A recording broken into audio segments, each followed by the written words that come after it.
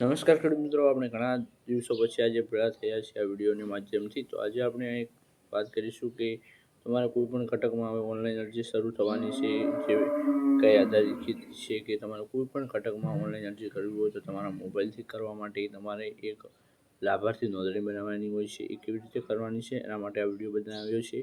આ વિડીયો તમારા માટે ખૂબ ઉપયોગી થશે, એટલે આ વિડીયો પૂરો જોજો. તો ચાલો હવે આપણે જઈએ ફોન સ્ક્રીનમાં અને તમને વિગતવાર સમજાવીએ કે કેવી રીતે તમારે લાભાર્થી નોંધણી કરવાની છે.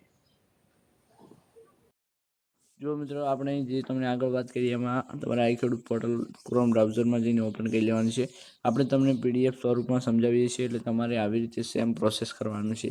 તો આ વિડીયો તમારા માટે ખૂબ ઉપયોગી થશે. તો ચાલો હવે શરૂ કરીએ. તો તમે અહીંયા પહેલું લોગિન બટન ઉપર ક્લિક કરશો એટલે તમારી સામે અહીંયા ખેડૂત નોંધણી માટે લોગિન બટન પર ક્લિક કરવાનું છે. પછી તમારે થોડું આગળ આવું એક ઇન્ટરફેસ આવશે. તમારી સામે એક અહીંયા ઇન્ટરફેસ આવશે આવું, અને એક આવું ઇન્ટરફેસ આવશે. તમારે અહીંયા ક્લિક કરવાનું છે લાભાર્થી નોંધણી માટે. અહીં ક્લિક કરો. પછી તમારે અહીંયા લાભાર્થી નોંધણી માટે ક્લિક કરશો એટલે તમારી સામે એક આવું ઇન્ટરફેસ આવશે. તો ચાલો આપણે આગળ સમજાવીએ તમને. એક જ મિનિટ મિત્રો. તો તમારી સામે અહીંયા લખેલું છે લાભાર્થીનો પ્રકાર. અહીંયા લાભાર્થીના પ્રકાર ઉપર તમારે શું કરવાનું છે, તો ચાલો આગળ વધીએ હવે. તો અહીંયા તમારા લાભાર્થીનો પ્રકાર જે હોય, એટલે કે આપણે ખેડૂત છીએ તો ખેડૂત પસંદ કરી લેવાનું છે. તો અહીંયા આપણે જોઈ શકો છો ખેડૂતનો પ્રકાર પસંદ કરી લીધો છે. તમને બતાવી દઈએ અહીંયા. પછી તમારો જે પણ તાલુકો હોય એ નાખી દેવાનો છે અહીંયા. પછી જે જિલ્લો હોય એ અહીંયા નાખવાનો રહેશે.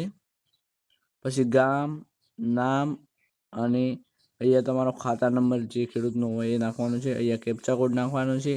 જે કેપ્ચા કોડ અહીંયા 11+9 જે થતા હોય એવી રીતે તમારી સામે કેપ્ચા કોડ આવશે.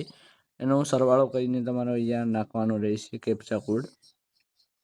આ બધું થઈ જાય એટલે પછી એ સાચવું અને આગળ વધુ ત્યાં ક્લિક કરવાનું રહેશે. ત્યાં ક્લિક કરશો એટલે તમારી સામે ફરી એક આવું ઇન્ટરફેસ આવશે.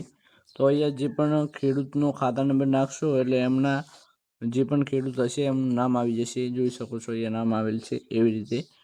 પછી અહીંયાથી તમારે સાચવો અને આગળ ઉપર ક્લિક કરવાનું છે. ત્યાં ક્લિક કરશો એટલે તમારી સામે ખેડૂત મિત્રો આવું ઇન્ટરફેસ આવશે. મોબાઈલ નંબર માંગશે અને મોબાઈલ નંબર અહીંયા લખી દેવાનો છે. અહીંયા ઓટીપી પણ એક આવશે તમારા મોબાઈલ નંબર ઉપર. અને અહીંયા ઈમેલ નાખવું હોય તો નખાય, ન નાખવું હોય તો કંઈ વાંધો નહીં. મોબાઈલ નંબર નાખશો એટલે આવી પતી જશે તમારું કામ.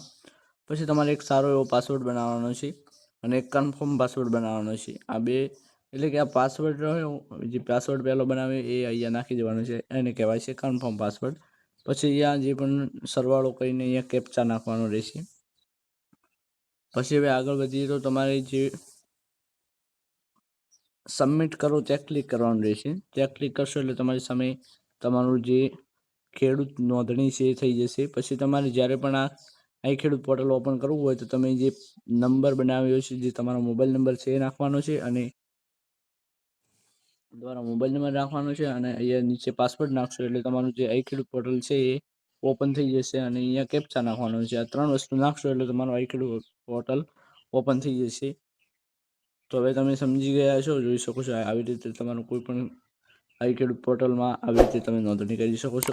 તો આજનો વિડીયોમાં આટલું જ. હવે મળીશું એક નવા વિડીયોની સાથે. જય માતાજી.